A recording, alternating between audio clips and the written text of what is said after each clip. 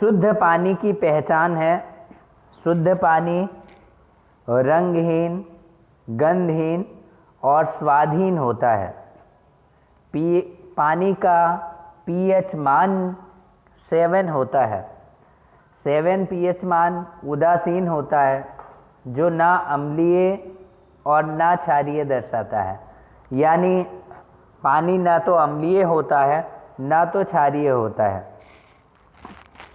और हमारा पानी बिल्कुल ट्रांसपेरेंट होता है।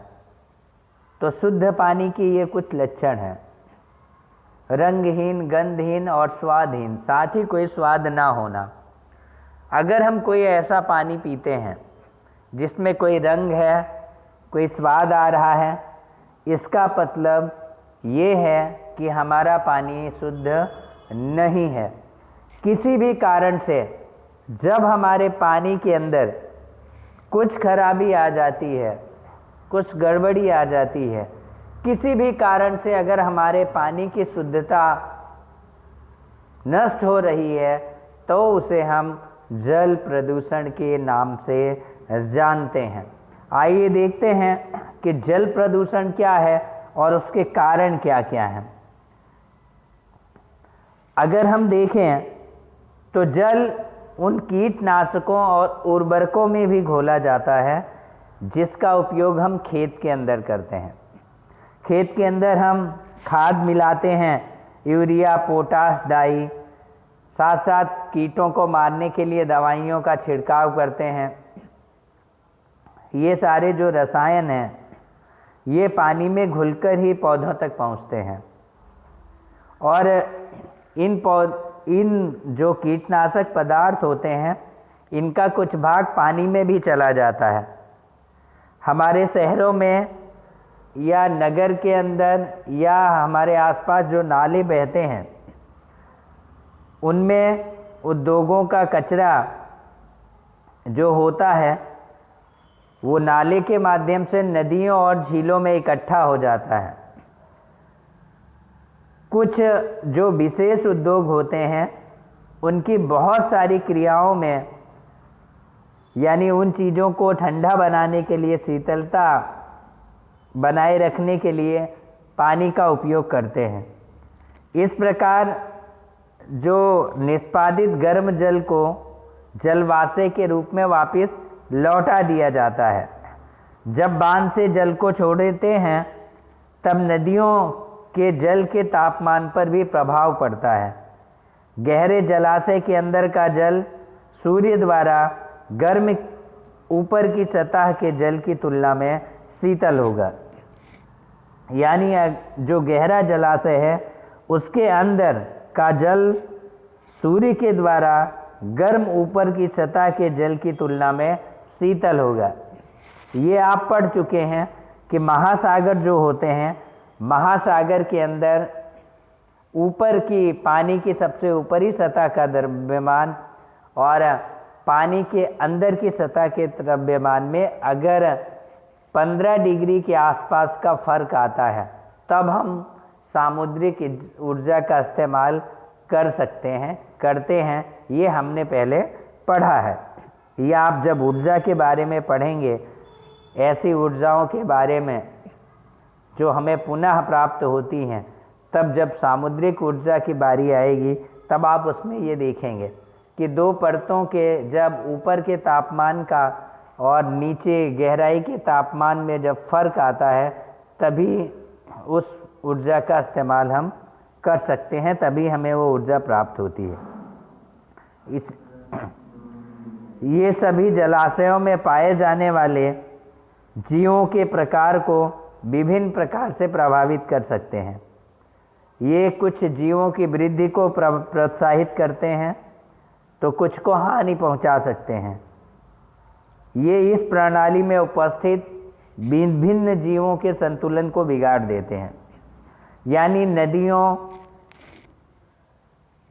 के पानी में जब नाले का पानी मिलता है, नाले के पानी में घरेलू कचरे, उद्योगों के कचरे, ये सारी चीज़ें जो उसमें मौजूद होती हैं जो पानी के पीएच मान को बिगाड़ देती हैं। तो जैसे ही वो पानी नदियों के जल में, तालाबों के जल में या समुद्रों के जल में मिलता है तो उनका पीएच मान बदल जाता है, जिसके कारण उसके अंदर रहने वाले जो जीव होते हैं वो सरवाइव नहीं कर पाते और उनका अस्तित्व खतरे में आ जाता है। आइए हम देखते हैं कि इन सब प्रभावों को देखने के लिए ही जल प्रदूषण शब्द का इस्तेमाल किया जाता है।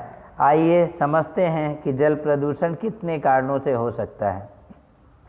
पहला, जलाशयों में अनैच्छिक पदार्थों का मिलना। ये पदार्थ पीड़ानाशी या उर्वरक हो सकते हैं जो खेतों में उपयोग होते हैं, या वे कागज उद्योग में प्रयुक्त होने वाले विषैले पदार्थ जैसे पारा के लवण हो सकते हैं। ये बीमारी फैलाने वाले जीव जैसे हैजा फैलाने वाले बैक्टीरिया भी हो सकते हैं। नंबर 2, इच्छित पदार्थों को जलाशयों से हटाना। घुली हुई ऑक्सीजन जल में रहने वाले पौधों और जंतुओं के द्वारा उपयोग की जाती है। हम जानते हैं कि पानी के अंदर 4% ऑक्सीजन घुली होती है।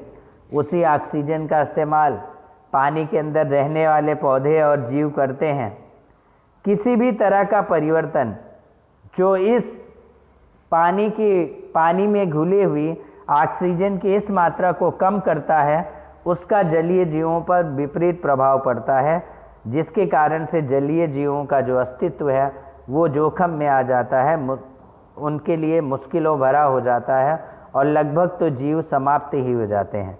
जलाशयों में अन्य पोषक की कमी भी हो जाती है। तीसरा जो मुख्य परिवर्तन है वो है तापमान में परिवर्तन। जलीय जीव जिस जलाशय में रहते हैं वहाँ के एक विशिष्ट तापमान के अनुकूल होते हैं और उस तापमान में अचानक परिवर्तन आना उनके लिए खतरनाक होगा या उनकी प्रजनन प्रक्रिया को प्रभावित करेगा। विभिन्न प्रकार के जंतुओं के अंडे और लार्वा तापमान परिवर्तन के प्रति संवेदनशील होते हैं, जिससे उन्हें इस तरह का नुकसान पहुंचता है। तापमान में परिवर्तन काफ़ी गहरा असर डालता है जलीय जीवों पर।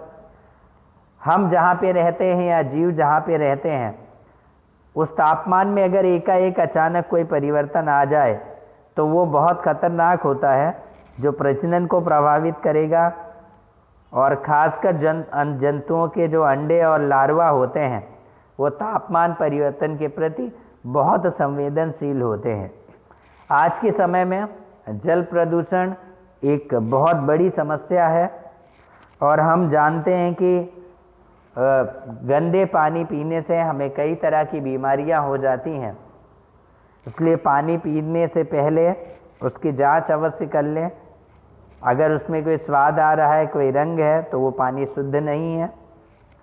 पानी को उबाल कर पिएं या और कोई दूसरा तरीका भी अपनाया जा सकता है पानी को शुद्ध करने का। पानी प्रदूषित ना हो, इसके लिए हम सबको प्रयास करने चाहिए, चाहे वो तालाब का पानी हो, चाहे वो नदी का पानी हो, चाहे वो समुद्रों का पानी हो। कभी कभी हम ऐसा सोचते हैं कि हमारे अकेले करने से क्या होगा, लेकिन हम सुधरेंगे, जग सुधरेगा अगर हम इस सूत्र को जीवन में अपनाएं। तो अगर एक एक आदमी ये सोच ले कि मैं जल प्रदूषण के प्रति संवेदनशील रहूँगा या जल प्रदूषण को रोकने का उपाय करूँगा या मैं खुद जल को प्रदूषित नहीं करूँगा, तो अगर हर आदमी एक ऐसा संकल्प ले ले तो इस संसार के अंदर जल प्रदूषण की समस्या खत्म हो जाएगी, समाप्त हो जाएगी। उम्मीद है आपको जल प्रदूषण अच्छी तरह से समझ में आ गया होगा। चैनल को सब्सक्राइब करना ना भूलें। फिर मिलेंगे अगले लेसन में, तब तक के लिए धन्यवाद। Thank you so much.